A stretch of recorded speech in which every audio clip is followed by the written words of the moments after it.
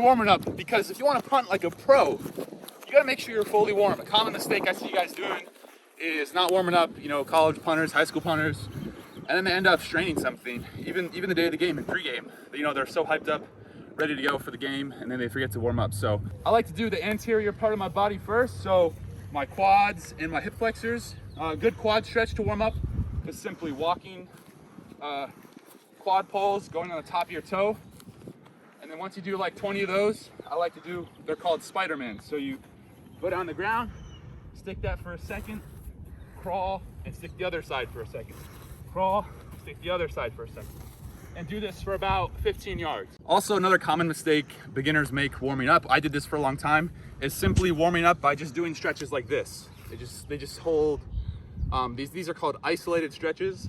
This is good to do after you're done punting, but before you're doing punting or for any explosive movement for that matter, you want to actually have a dynamic warm-up, which means you're holding things for a split second, but you're always moving. Another good warm-up is leg swings, and for these, you want to make sure you also go down fast. So you go up and pull it down. This will get the hamstrings firing, and obviously that's important for punting. You want to have good hamstring flexibility. Another good one, walking poles like this. This is good for your glute.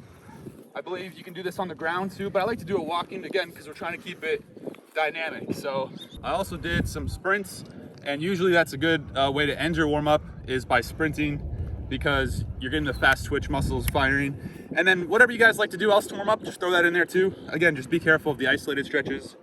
For this demonstration, we got NFL footballs. Let's get after it. I haven't even tapped the ball yet, but a couple things we got to go over before we start actually making contact with the football. There are 5 steps to a good punt. One is the ability to catch the ball and mold it.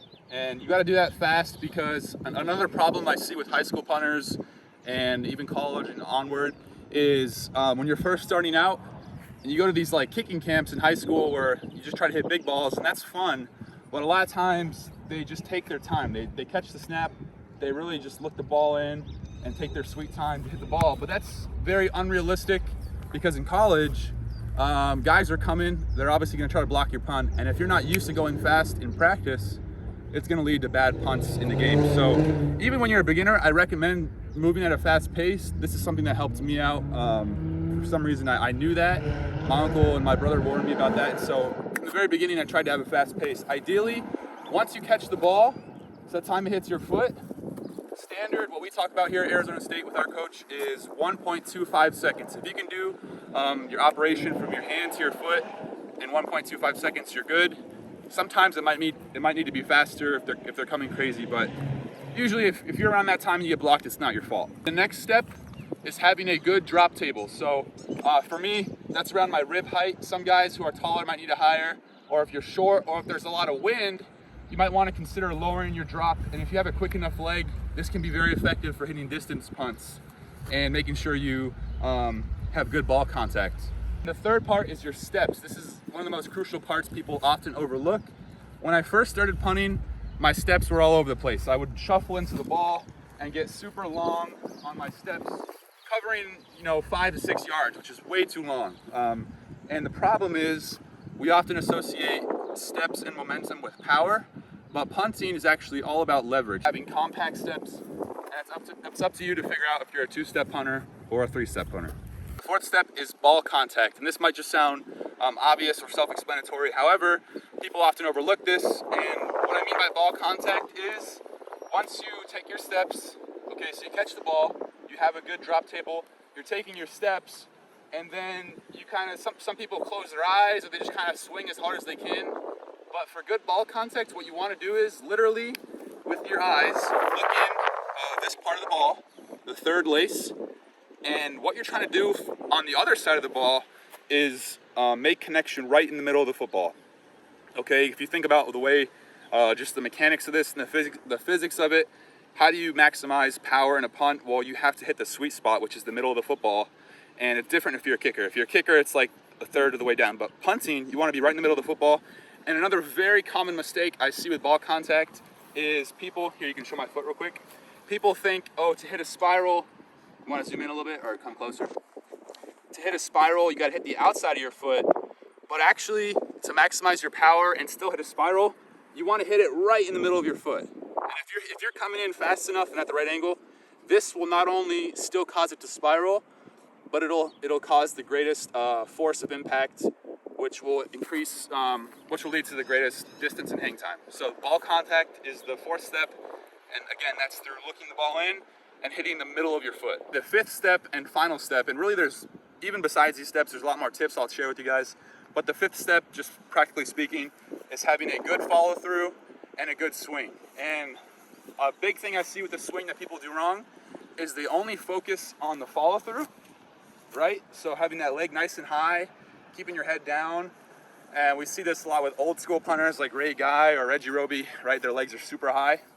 But nowadays, sometimes the reason you see guys even have a bent leg and they're still hitting bombs, or maybe they're not even following through all the way, they're still hitting bombs, is because for your leg swing, it's all about getting your hips through the football. This is something that took me a while to develop, but you're actually getting your hips back, getting your quad into it, so you're flexing your quad as soon as you're locking out. And once the ball is gone, I mean, whether your leg follows through or not is not as relevant. However, I would say I still recommend following through as much as you can, because usually that indicates that you also did have good hip and quad contact. But it takes a while to develop. There's no like secret sauce to this.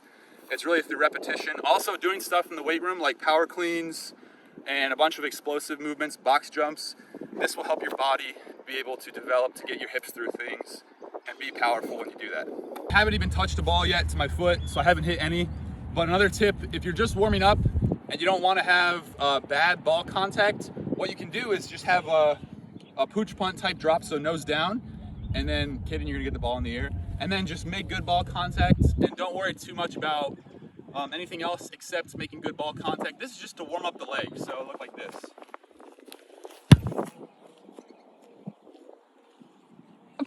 I don't even... After doing just a couple of the ones I just showed you guys, I ease into one-step punts. This is where you start with your right foot forward.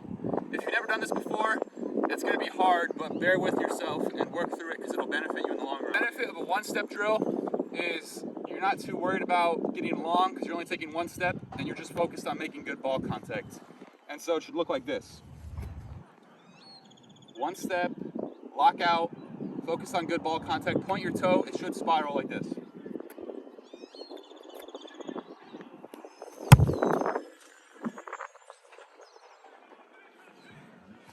I'm not sure if you can see that super well, but it did actually spiral and turn over, and that wobble on the way down is actually good. My mindset is stay short, lock out on the football, point my toe. All right, kind of drove that one, but hey, we're just trying to spiral it and turn it over.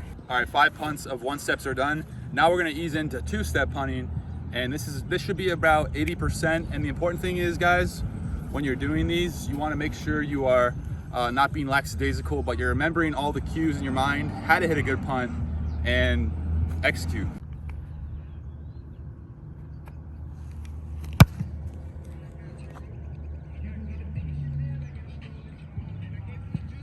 Okay, I got that one. Oh. Is he going? Yep. You can talk sometimes. Okay, that didn't even fully turn over, but as you guys can see, there was good ball contact. That's why it spiraled up. And then it wanted to half turn, which a half turnover is when it comes down sideways. And then at the very last second, it actually went back to nose up spiral, which means you didn't fully turn it over. So just a little more pop, I would have gotten it.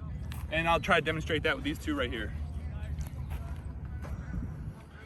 Again, on your drop, you want it to be flat, or if anything, a hair nose down. For all intensive purposes, this is the classic drop. I've gotten to the point where if I'm going for hang time, I might sometimes have the nose up. But especially if you're a beginner, always try to have your drop flat, if anything, a hair nose down. That'll ensure a higher likelihood of the ball spiraling and turning over. You let everything flow smoothly, and hit the crap out of the ball. Okay, ready?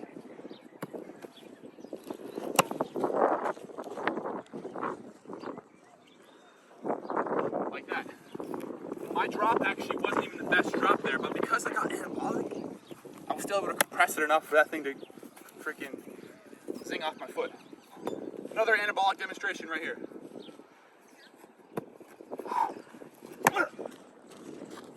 See? Perfect anabolic demonstration, because That was a little bit of an inside drop. There's some wind coming at us, but I got anabolic enough to where that was 45 yards plus, guaranteed fair catch because of all the wobbling going on.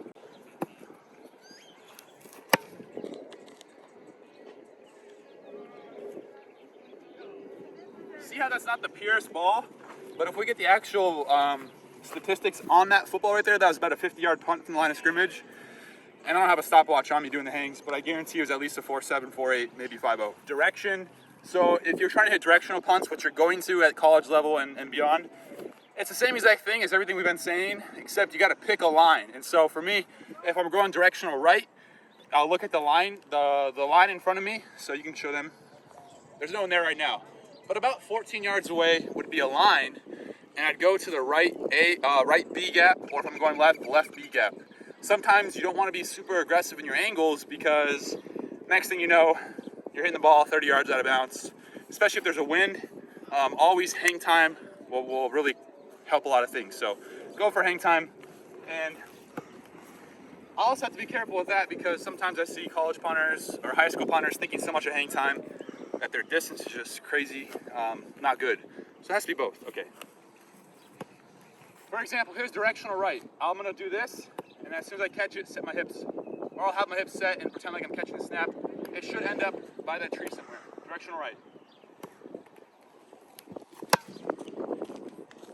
Yes, sir.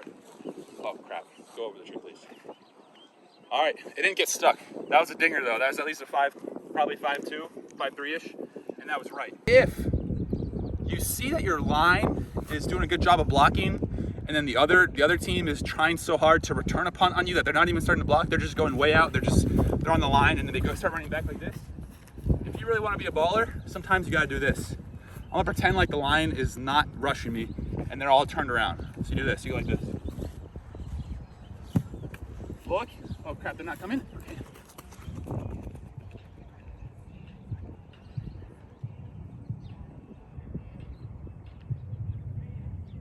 Another tip, this is called the S's of punting. Everything we talked about can be summarized in being short, smooth, strong, straight, still, which stands for still drop.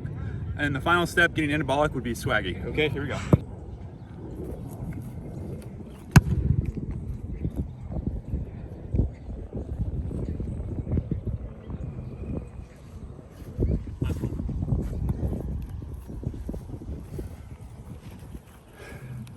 Going?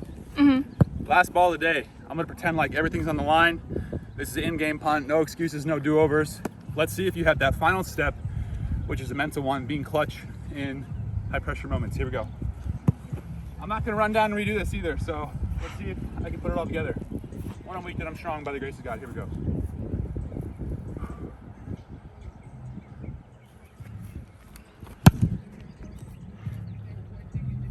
Yes, sir. That was a dinger. Once again, it spiraled up. You saw how it came down sideways. It's actually a good thing. It increases your hang. All right, guys, a bonus just to show that all my tips and training has truly been helpful. We're gonna give a novice punter a chance here. She's never punted before, correct? Yeah. All right, put everything into action, like we talked about. Not bad. Also, guys, another tip. If you're able to do a bottle flip with relative consistency like that, that'll ensure that you have your good hand-eye coordination to have good drops over and over, and it's a crucial element of being a good punter. All punters are able to do this good, and if you're not like that, you gotta work on it.